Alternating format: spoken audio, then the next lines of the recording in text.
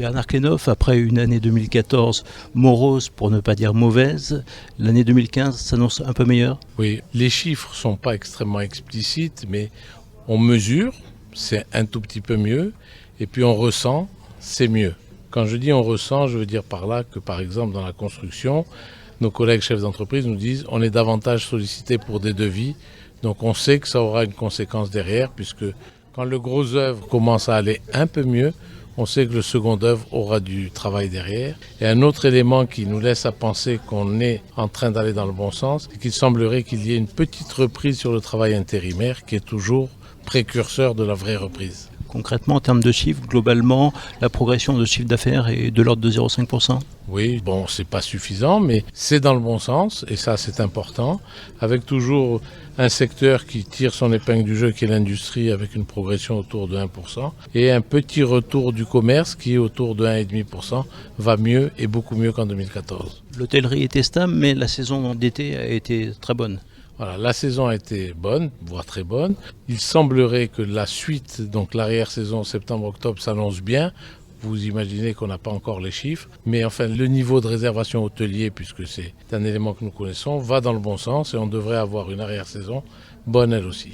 Alors, légère progression d'activité, mais pas suffisante pour améliorer une situation de l'emploi toujours très mauvaise. Voilà, bon, la croissance dans notre pays ne permet pas encore de créer de l'emploi. L'élément qui nous le confirme, c'est la dégradation de la note par des agences de notation du fait de cette trop faible croissance. Il y a quand même de petites raisons d'espérer, au moins un retournement de tendance. Forcément qu'on espère, parce que pour un chef d'entreprise, ne plus avoir d'espoir serait un drame.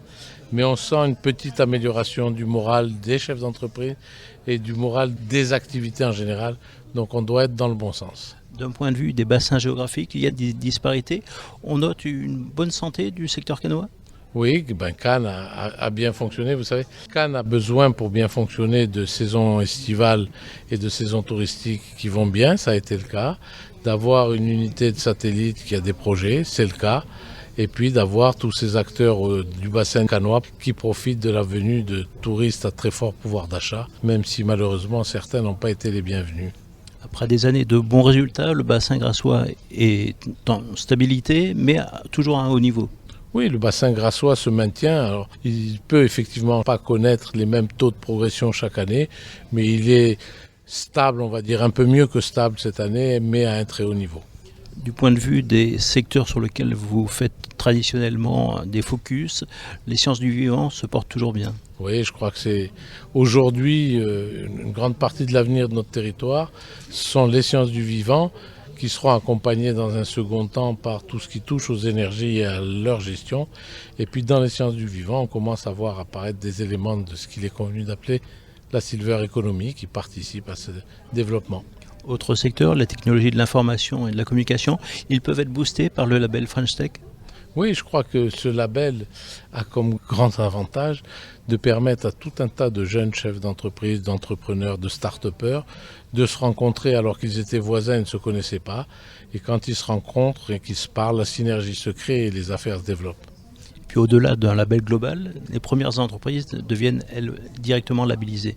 Oui, bien, dans ce patch French Tech, on a 2 entreprises des Alpes-Maritimes qui sont labellisées. C'est une vraie reconnaissance pour la démarche de tout le territoire.